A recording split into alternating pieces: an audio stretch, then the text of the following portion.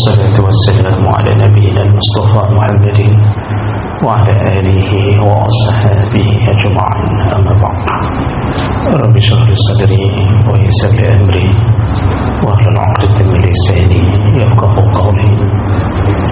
Segala puji bagi Allah, kemuliaan salawat dan salam pada Rasulullah, pada keluarga dan seluruh sahabat-sahabatnya.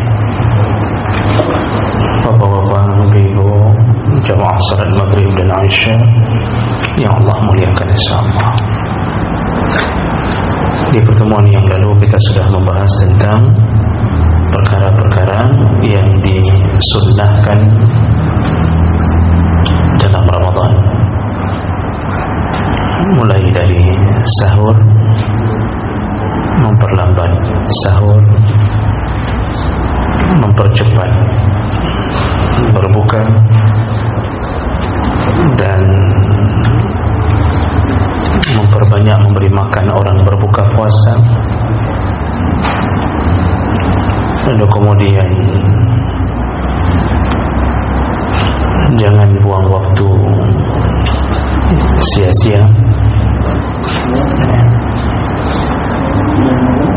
Lalu disunnahkan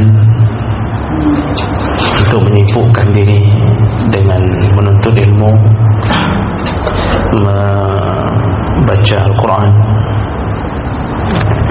dan 10 terakhir Ramadan disunnahkan untuk beriktikaf.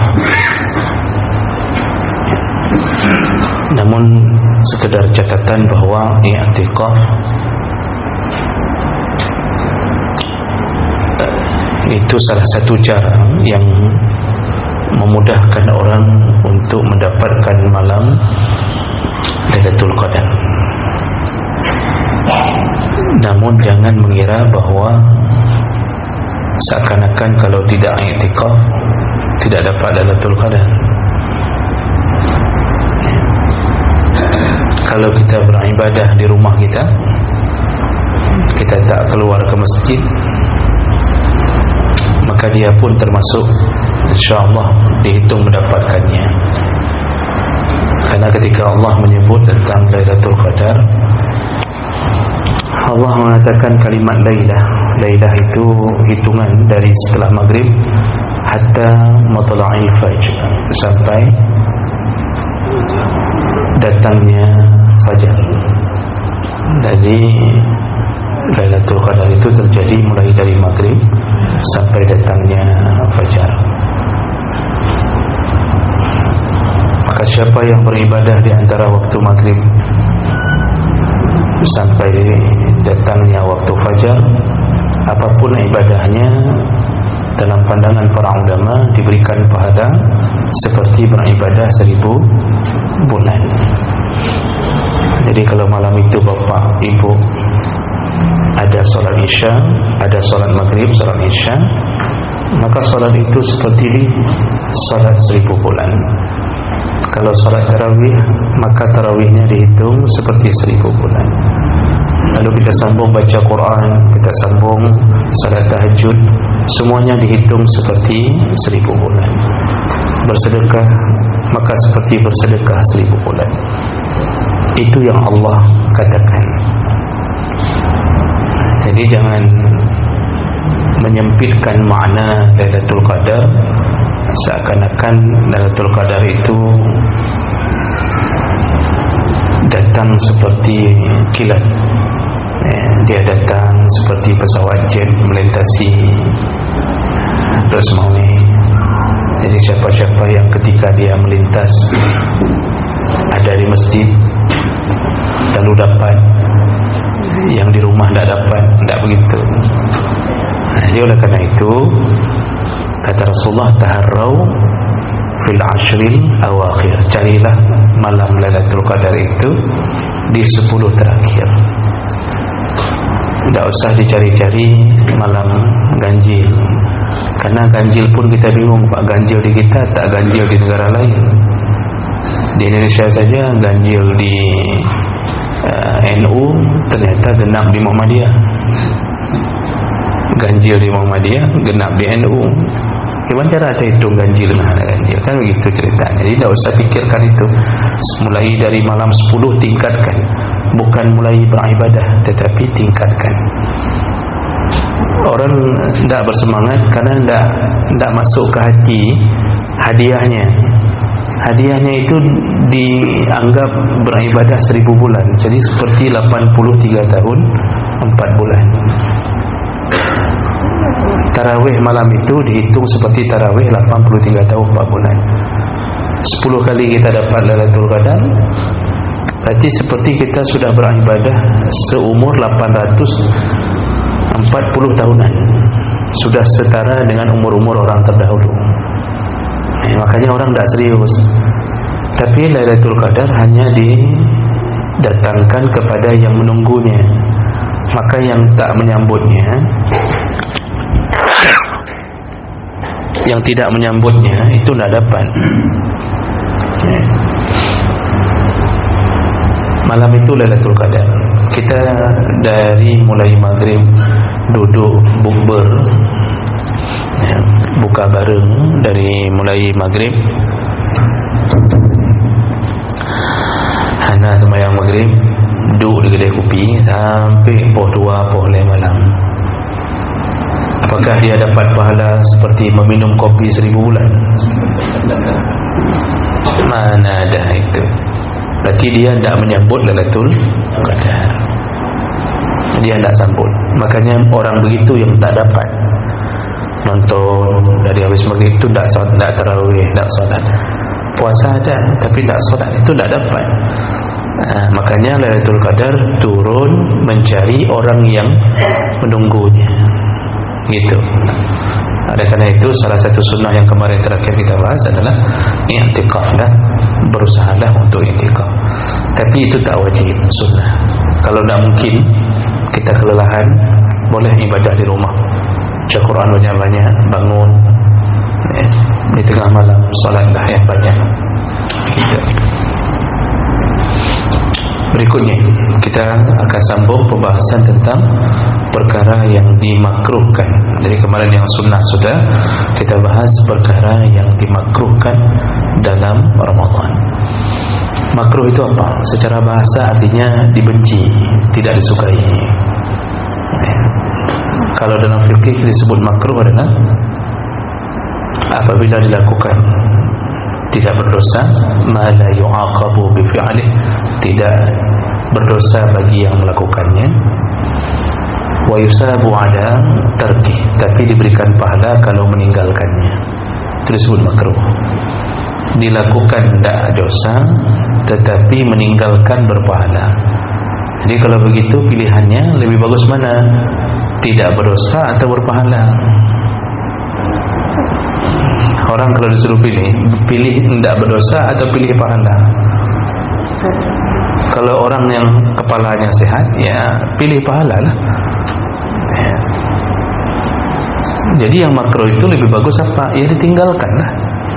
Kalau sudah dibilang berpahala kalau ditinggalkan, pilih tinggalkan. Menjelang solat makruh makan sesuatu yang berbau, bawang atau apa saja yang berbau mulut, ya. Maka kalau disebut makruh, maka tinggalkanlah. Artinya kalau sudah datang waktu mau salat, jangan lagi makan hal-hal begitu, karena akan menyebabkan orang yang berada di samping kita tak nyaman untuk melakukannya. Maka ketika dibicarakan yang makruh dalam Ramadan, berarti lebih bagus tinggalkan, jangan lakukan yang makruh-makruh ini. Dan inilah yang akan membuat Allah bertambah ridhanya terhadap kita. Jadi betul-betul kita jaga Ramadan ini. Kita kerja di dunia saja, kalau yang model dikasih gaji besar, tapi diberi syarat banyak sekali. Dikasih gaji besar tapi diberi syarat banyak sekali. Tak boleh ini, tak boleh itu. Itu petugas petugas yang barunya P3K, P3K, KPPS, apa namanya itu? Itu berapa satu malam? 1.100.000 satu malam, Pak. Itu diberi aturan, tak boleh pulang ke rumah. Tak boleh di kantor misalnya, tak boleh tidur. Itu dijaga betul demi 1.100.000 per malam.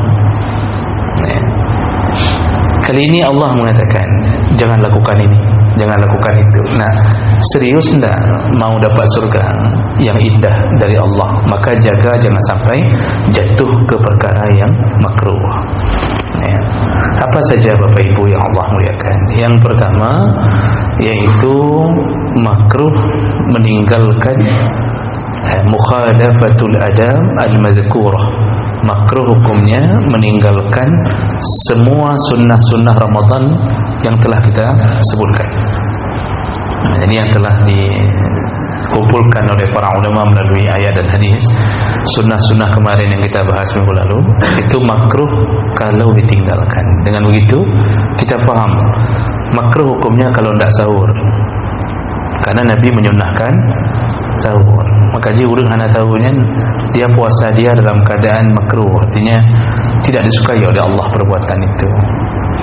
Makruh hukumnya terlalu cepat sahur, karena Nabi menyunnahkan memperlambat sahur. Makruh hukumnya memperlambat berbuka puasa, karena Nabi menyuruh mempercepat berbuka puasa. Makruh hukumnya kalau membiarkan fakir miskin dalam Ramadan dan kita tak memberikan mereka bukaan apapun, karena Nabi menyatakan sunnah untuk memberi makan orang berbuka puasa. Itu contoh. Makruh hukumnya menyibukkan diri pada perkara yang sia-sia, karena Nabi menyunnahkan untuk memperbanyak membaca Quran, bertadarus. Jadi perkara-perkara makruh seperti ini itu yang disebutkan sebagai sunnah lalu kita tinggalkan, itu semua makruh. Makruh mandi junub setelah azan subuh dalam Ramadan, karena kemarin kita sudah belajar bagi yang berjunub di malam Ramadan, mandinya hendaknya dilakukan sebelum datangnya azan subuh. Walaupun boleh ditunda, tapi sebaiknya kalau Ramadan sebelum datangnya azan subuh sudah suci. Jadi pas masuk ke waktu wajib puasa dia sudah suci, begitu. Baik. Jadi itu yang pertama, itu meninggalkan semua yang disunnahkan oleh Nabi SAW. Berikutnya, makruh melakukan al-qublah wa muqaddimatul jima' walau fikran atau nadran. Makruh melakukan senda gurau. Senda gurau artinya dengan istri sendiri ni maksudnya. Kalau dengan istri orang haram ke makruh. Nyo ngainang rod bersenda gurau di dalam siang Ramadan. Itu makruh. Padahal di luar Ramadan itu sunnah. Di luar Ramadan sunnah. Bersenda gurau, bercanda, cukai-cukai, apalagi tersebut. Dengan istri sendiri romantis dalam rumah tangga itu sunnah, bahkan disuruh jaga. Itu salah satu cara menjaga hubungan baik dengan istri. Istri pun disuruh kalau dengan suami itu bergenit-genit dengan suami sendiri, menyonglak kogok haram. Dengan suami sendiri. Nabi SAW bercanda dengan Aisyah, jogging pagi, sore, JJS. Nabi JJS dengan Aisyah. Aisyah sedang, dalam hadis Aisyah sedang nonton orang Habasyah melakukan tarian perang. Orang Habasyah Ethiopia itu ada loncat-loncat seperti tari perang begitu. Aisyah lihat, tiba-tiba ada yang tutup matanya dari belakang. Waktu dilihat ternyata Rasulullah tutup mata Aisyah dari belakang. Lihat bagaimana seorang Nabi yang melakukan senda gurau, bercanda dengan istri. Tapi bapak jangan praktekkan ini kalau isteri sedang nonton film Korea. Tiba-tiba bapak tutup matanya di belakangnya, TV hancur medung semuanya. Tapi dalam Ramadan disuruh tahan, khawatir terjadi hubungan suami istri gara-gara tak mampu menahan nafsu.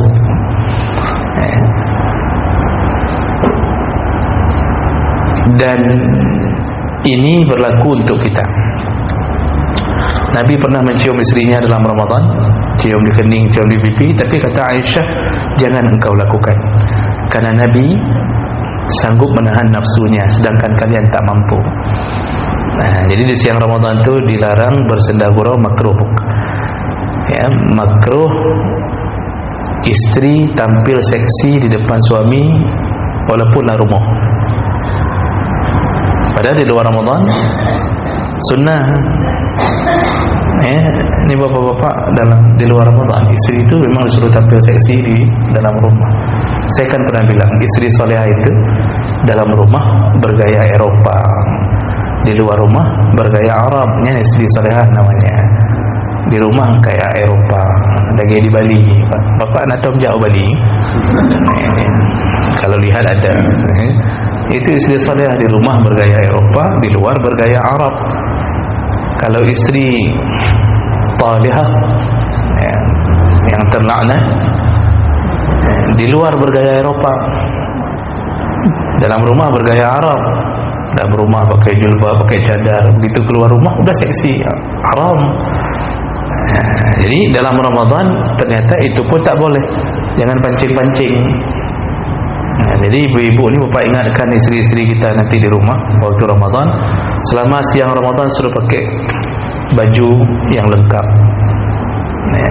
Suruh pakai baju dharma wanita, Pak. Baju kantor, baju kalau perlu tambah jaket, Pak. Dia pakai baju tambah jaket. Ini contoh. Jadi makruh melakukan sendagurau pada hal-hal yang bisa menimbulkan perkara yang bisa membatalkan puasa. Baik. Berikutnya, wa tukrahul hijamah wal fasdu. Makruh melakukan bekam dan fasdu. Fasdu itu mengeluarkan darah dari dalam, dari urat. Kalau bekam mengeluarkan darah dari kulit. Makanya kita akan dibekam di kulit, disilet di kepala sini. Jadi dari jaringan kulit itu dikeluarkan darah, itu bekam, hijamah. Kalau fasdu dari dalam, dari urat, donor, yang kekal fasdu. Itu tidak membatalkan puasa, tapi makruh. Kalau mau bekam tunggu habis maghrib. Kalau mau donor tunggu habis maghrib atau tunggu habis tarawih. Ya, kecuali emergensi, gawat darurat, ada orang butuh darah. Boleh tak kita donor di siang Ramadan? Boleh. Batal tak? Tak batal. Cuma kalau tak ada kebutuhan gawat darurat, jangan donor di siang Ramadan. Ya. Karena kenapa jadi makruh? Dia menjadi penyebab lemah. Orang habis donor kan lemah, Pak. Lemas begitu, karena darahnya baru diambil. Yang membuat bertambah lemas habis donor, dikasih cuma aqua gelas dengan kacang hijau. Itu bertambah-tambah lemas kita. Coba kalau dikasih bimoli 2 kilo, dikasih gula 2 kilo, ditambah apel, jeruk, pizza, dikasih tas lagi, patas ransel satu. Itu tidak lemah kita, kuat setelah kita donor. Jadi ini perkara ini, itu jangan lakukan di siang Ramadan. Kan kita sudah bahas, menyuntik sesuatu ke dalam rongga kulit itu tidak batal, kecuali yang disuntik makanan. Menyuntik sesuatu, kirim obat segala macam, itu tidak batal, kecuali yang disuntik nutrisi makanan. Makanya infus batal. Melakukan infus di siang Ramadan batal, karena dia menguatkan tubuh, ganti nutrisi. Tapi kalau obat-obatan tak mengapa. dia boleh sambung. Dan ini bukan rongga berlubang pori-pori ini. Baik. Berikutnya, wa yukrahu zuqut ta'am. Ini ibu-ibu kasih tahu isteri-isteri bapa, makruh hukumnya mencicip-cicip makanan selama siang Ramadan. Makruh. Jadi kadang-kadang kan ada pertanyaan, Ustaz boleh tak cicip makanan? Boleh, yang penting dibuang. Betul boleh, tapi bolehnya makruh. Jangan dilakukan menjadi kebiasaan. Jadi asal ada kuah pelik sedikit, cilet bawah-bawah, walaupun dibuang tetapi tetap makruh. Karena Ramadan itu ternyata banyak sekali yang kita bisa merasakan makanan dengan cilet-cilet ini, cicip sana cicip sini, makruh. Juga dikhawatirkan tertelan, maka tak baik, tinggalkan. Kecuali ibu dibebankan tanggungjawab yang berhubungan dengan orang banyak, contohnya catering, atau disuruh siapkan bukaan untuk tamu, itu bolehlah. Cuma jangan menjadi sebuah kebiasaan kalau tak penting. Tapi kalau istri kita di rumah, Pak, masak siang Ramadan tu, tak usah cilet-cilet, tak usah dicicip-cicip, masak saja dengan yakin. Karena orang puasa itu, Pak, makanan tak terlalu enak pun enak dia. Jadi ibu tak perlu terlalu khawatir, isteri-isteri tak perlu khawatir kali suaminya tak mau makan tak. Jadi masaklah di siangnya tanpa harus mencicip makanan. Jadi saya yakin suami pun tak komplain lah kalau sekedar kurang garam, tak komplain. Karena dalam Ramadan air putih memang ada. Baik. Berikutnya, makruh hukumnya al-aidaq. Aidaq ini mengunyah-ngunyah. Dia enggak makan, dia enggak telan, tapi suka mengunyah-ngunyah. Contoh kita kadang-kadang kan ada Pak duduk sore-sore, lalu kita dapatkan satu ilalang, satu rumput panjang itu kita ambil, kita taruh di bibir, digigit-gigit, yang model batang kecil kerasnya pun aja, maka kita taruh di bibir, kita gigit, kunyah sana, kunyah sini. Itu begitu contohnya. Dalam Ramadan makruh, walaupun tak kita telan mengunyah-ngunyah itu. Ada yang kadang-kadang dalam Ramadan tu gigit kuku, karena ada orang yang punya kebiasaan menggigit kuku, gigit gitu. Ada itu biasanya cewek, perempuan tu gigit. Saya kadu kat mana? Dalam Ramadan makruh gigit makruh. Ada yang gigit pada lepas-lepas, terlihat sudah ada lagi tangannya. Ada juga yang begitu. Ada yang model gigit congkel gigi, dicongkel dari pagi untuk mengeluarkan daging, kemudian tak lepas-lepas letak di bibirnya.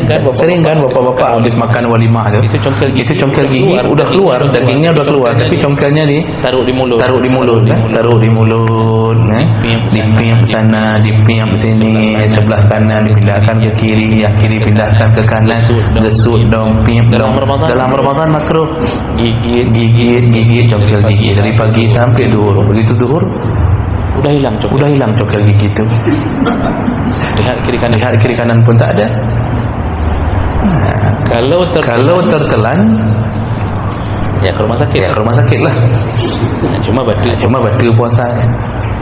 Itu makruh pergi sampai mengunyah congkel kuping, korek kupingnya, itu lebih parah lagi. Jadi intinya Ramadan itu enggak boleh di mulut itu kunyah sana kunyah sini, tak boleh. Walaupun bendanya kecil. Itu makruh. Itu namanya al-aidaq. Berikutnya wadukhulul hammam. Makruh hukumnya juga selalu ke kamar mandi. Dukhulul hammam itu maksudnya mandi itu terusan. Tadi jam pagi mandi. Lalu kemudian puas sebelah. Mamak mandi dulu ya nak. Mamak nak badan ni. Mandi dulu ya. Mandi jam 11. Menjelang zuhur mandi lagi. Habis zuhur mandi. Sebelum asar mandi. Habis asar mandi. Nah lam tiuro ya. Nah menamgar juga mana makruh. Karena dia ingin membuat badannya nyaman dengan mandi. Masuk lagi mandi lagi di bawah shower. Makruh. Apalagi kalau berendam dalam ember. Makruh. Jadi tidak baik terus-terusan menyamankan tubuh dengan mandi. Ini bukan bermakna tidak usah mandi. Oh kalau begitu saya tidak mandi aja Ustaz selama Ramadan. Tidak begitu maksudnya. Maksudnya jangan keseringan ke kamar mandi. Kecuali mencret. Kalau mencret berapa puluh kali pun tak mengapa. Gitu. Ini makruh dalam Ramadan. Kemudian wa talazzuz bimasmu' wa mubsir wa mashmum kasyamir raihan. Makruh selama Ramadan berlezat-lezat dengan mendengar. Ini sudah pernah saya jelaskan waktu dalam sunnah. Sepanjang hari itu dengar musik. Yang dia dengar itu musik. Kalau mendengarkan Quran ya baiklah. Jadi kadang-kadang mubsir dia menonton sepanjang hari Ramadan itu nonton. Makanya kan Pak di televisi dimanapun di seluruh dunia Islam itu asal menjelang Ramadan mereka mempersiapkan sinetron religi. Jadi persiapannya khusus di dalam Ramadan. Itu sudah menjadi pekatun Pak. Sudah menjadi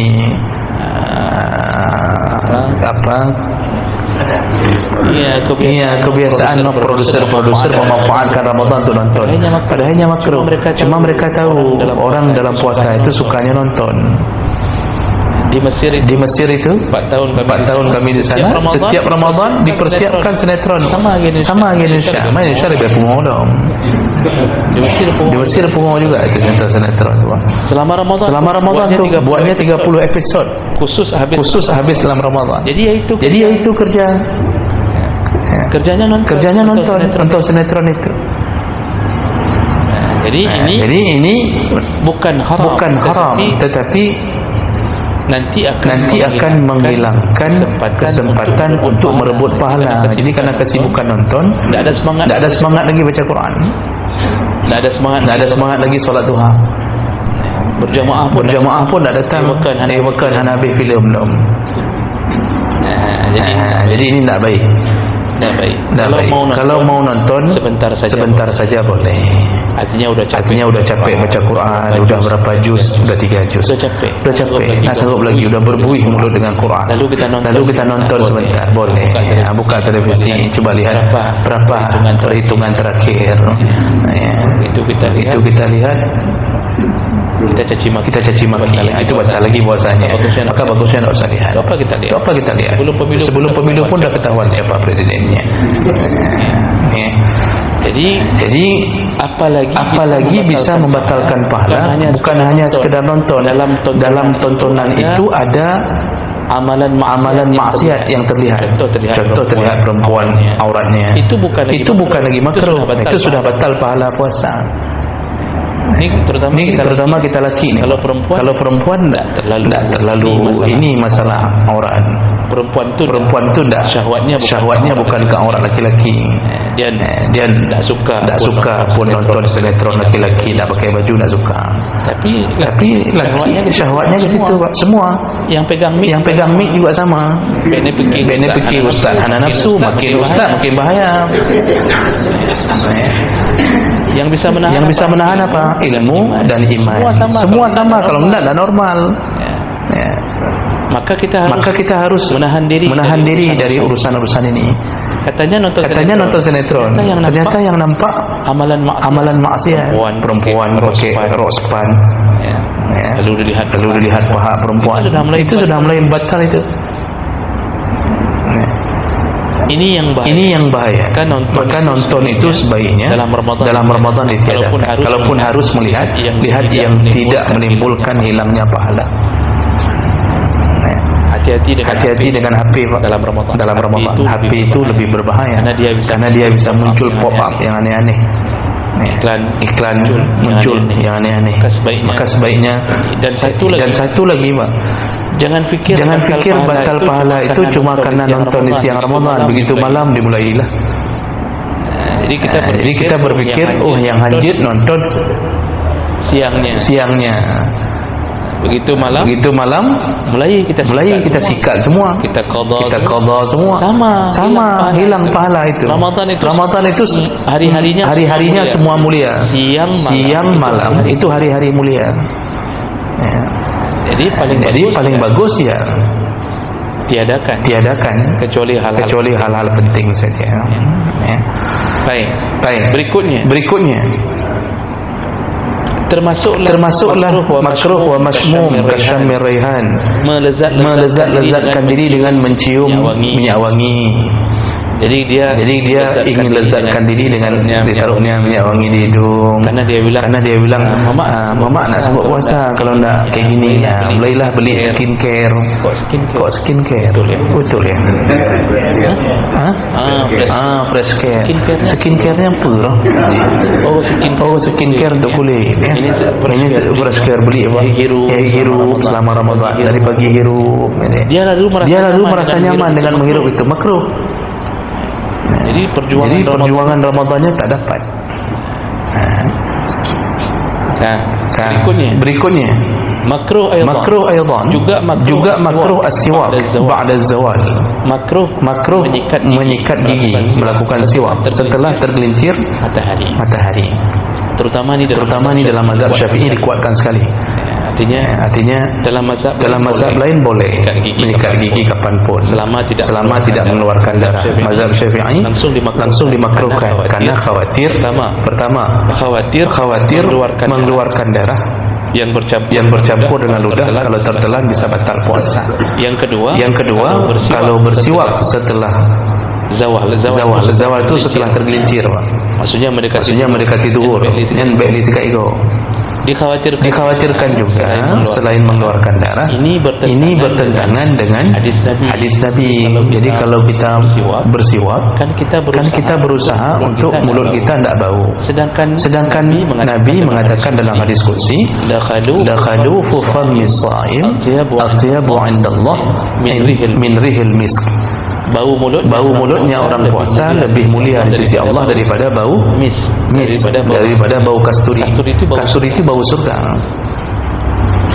Jadi dengan kita mewangi-wangikan mulut malah bertentangan dengan hadis itu. Hadis itu malah menyuruh dan mengatakan bahwa puasa itu menimbulkan bau mulut. Baunya itu dicintai Allah. Baunya mulut kita itu dicintai Allah. Bahkan lebih hebat daripada bau kasturi. Sekarang begini Pak. Surga itu wangi sekali. Dan baunya menyebar. Kata Nabi 40 tahun lagi kita menuju ke pintu surga. Ini 40 tahun lagi baru sampai ke pintu surga. Ini dari sini sudah aroma surga sudah sampai. Saking kuatnya wangi surga. Saking kuatnya wangi surga, sampai ada hadis yang menyebutkan bidadari itu kalau sempat wanginya bidadari keluar dari selubang jarum. Seandainya ada lubang jarum antara langit dengan dunia, antara surga dengan dunia, keluar wanginya bidadari, maka pingsanlah semua laki-laki saking wanginya. Hai kita minyak wangi kita pingsan juga saking baunya kan. Ini Bapak Ibu, ini yang perlu difikirkan. Kenapa bau mulut orang puasa lebih hebat daripada bau kasturi? Surga itu bau kasturi. Bau surga itu tanpa perjuangan surga. Jadi Allah cipta surga langsung dikasih bau.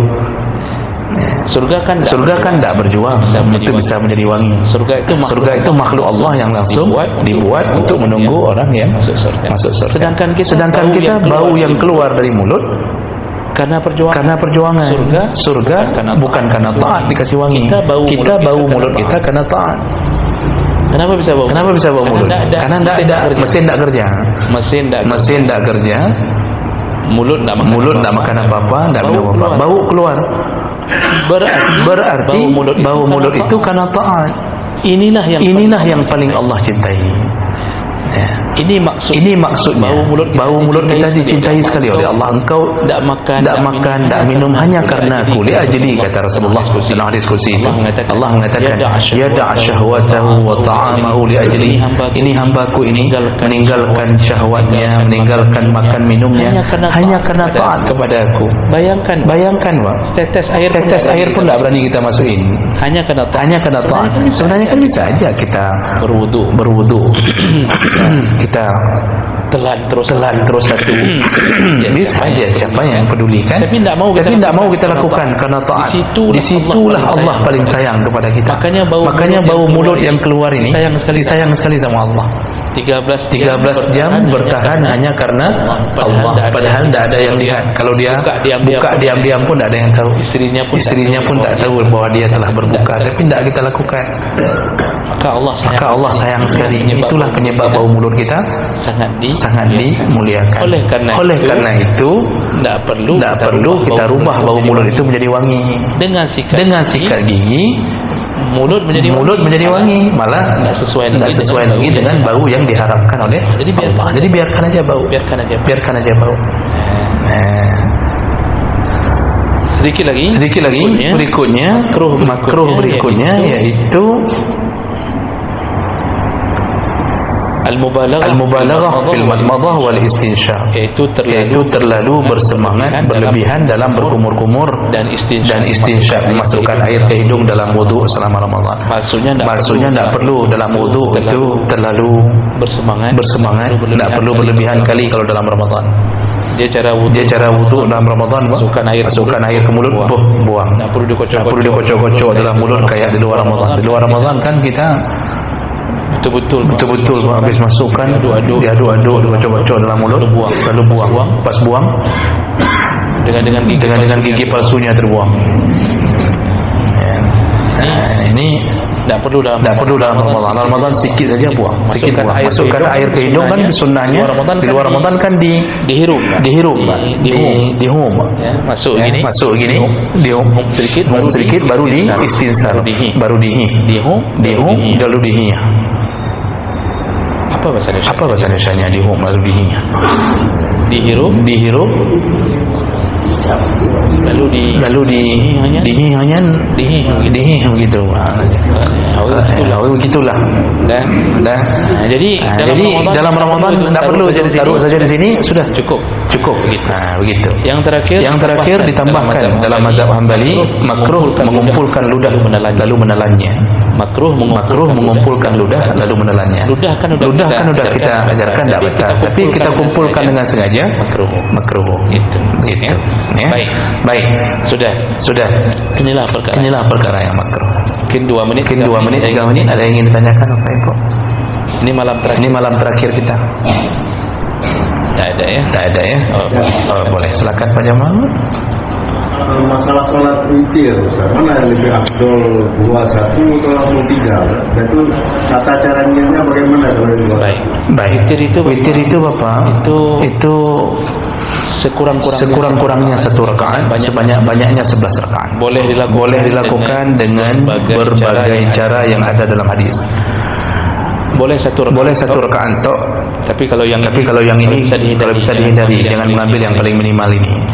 Walaupun boleh 3 rakaat, boleh 5 rakaat, 7, 9, 11. Cara melakukannya berdasarkan hadis pun Nabi pernah melakukan dengan berbagai cara. Kalau melakukan yang 5, Nabi pernah sekaligus pukul 5. Ada pernah dipukul langsung sekali, salam 7. Begitu juga dengan 9. Ada yang model 2 1 ke-7-nya. Nah, itu Bapak bisa lihat dalam hadis-hadis tentang salat witir. Untuk yang 3 rakaat itu juga boleh dilakukan dengan 2 cara. Jadi dua-duanya dibolehkan. Silakan buka kita fikih dan hadisnya ada. Boleh dilakukan dengan 1 salam, boleh dilakukan dengan 2 salam. Dan ini dilakukan juga oleh para sahabat. 2 salam. Kalau disuruh pilih, karena kedua-duanya boleh, maka silakan di antara keduanya. Dan ini tidak ada masalah Bapak, artinya tidak mengurangi pahala apapun. Mau sekali salam langsung 3 rakaat. Itu juga berdasarkan hadis yang kuat. Lalu sahabat pun pernah melakukan 21 dengan penglihatannya yang pernah dilihat dari Nabi sallallahu alaihi wasallam. Dan bacaan yang lebih sunnahnya yaitu rakaat pertama Sabbih, rakaat kedua Qul ya ayyuhal kafirun, rakaat ketiga Qul huwallahu ahad. Yang menambahkan Qul a'udzu birabbil falaq, Qul a'udzu birabbin nas rakaat ketiga boleh, tapi itu hadisnya banyak yang mendhaifkannya. Yang kuat itu cuma Qul huwallahu ahad. Jadi sebenarnya tidak perlu tambahkan sebenarnya. Kalau ada yang lebih kuat, kenapa yang lebih lemah kan begitu? Karena amal ibadah itu bukan berdasarkan suka-suka kita banyaknya. Kalau Nabi melakukan cukup wallahu ahad rakaat ketiga, ya cukupkan itu, berarti lebih kuat mengikuti Nabi. Ada hadis Pak yang baca tambah wallahu ahad, wallahu ahad, cuma hadisnya lemah. Namun saya tak mengatakan itu tidak boleh. Tapi yang lebih kuat itu cukup wallahu ahad, begitu. Jadi tidak ada masalah untuk mengambil di antara keduanya. Ya. Cuma satu. Kalau witir ambil 21. Itu tidak perlu jeda di antara keduanya, karena witirnya belum selesai. Jadi hana perlu bila kan ada model witir 21. Waktu 2 rakaat bilanya baca selawat juga. Itu tak perlu karena witir belum selesai. Jadi naik saja lah satu lagi. Ini kadang-kadang dipisahkan dengan selawat, itu yang bermasalah Pak. Ini satu paket, cuma dilakukan dengan cara 21. Namun hal yang begini itu menjadi perkara kita yang diundang jadi imam atau kita datang ke tempat orang. Itu sebelum witir lakukan, ya tanya-tanya dululah. Imamnya juga tanya-tanya dulu kiban hino dengku, kebiasaan di sini bagaimana. Jangan kita premandro di belakang punggung. Kita datang langsung kita berdiri 21, padahal mungkin di situ 3 rakaat biasanya. Itulah orang berilmu itu tidak langsung hantam kromo di tempat orang. Tanya dulu sama panitia kiban biasa ino. Jadi juga sampai hancur-hancuran. Ini imam undangan. Nanya langsung disikat kebiasaan dia. Sehingga masyarakat di situ kebingungan. Biasanya 21 nyuka deh kiban cara ayo. Dia niatnya 2, padahal salatnya 3. Batal enggak salatnya, Pak? Dia enggak boleh sambung ketiga itu. Sengaja aku salat witir 2 rakaat. Kalau niat bersitan di hati begitu. Usolli sunnatal witri. Kalau niatnya 21, dia tetap niatnya 2. Nanti satu itu ada tambahan para ulama. Di situ khilaf para ulama mengatakan ada yang mengatakan disuruh sunnahkan tambah begitu, atau langsung niat dari awal salat witir, tidak perlu sebut 21 juga begitu. Khilaf caranya. Masalahnya ada yang niat 2 dulu. Lalu ternyata imamnya tidak salam naik. Ini yang dua ini boleh naik enggak, Pak? Tidak boleh naik. Dia harus mufarakah itu. Harus berpisah dari imam. Tidak boleh dia naik karena niatnya dari 2. Tidak boleh dia cancel di tengah jalan. Kok 3?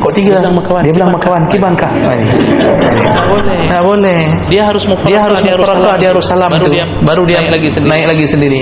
Itu yang jadi masalah. Makanya kalau sudah ini umumkan, imamnya umumkan witir 3 rakaat ya Bapak Ibu, sekali salam. Begitu lebih utama. Jadi baik. Begitu kira-kira. Masih ada lain apa? Sebelum kita lakukan azan ini. Tidak ada ya.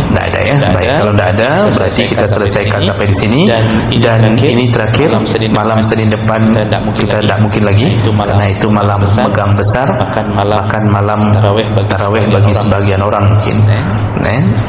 Mungkin kita lihat nantinya. Wallahu alam. Kita jumpa insyaallah di dalam setelah Ramadan, baru kita sambung lagi pembahasan masalah fikih kita. Demikian subhanakallahumma bihamdik asyhadu an la ilaha illa anta astaghfiruka wa atubu ilaik. Wassalamualaikum warahmatullahi wabarakatuh.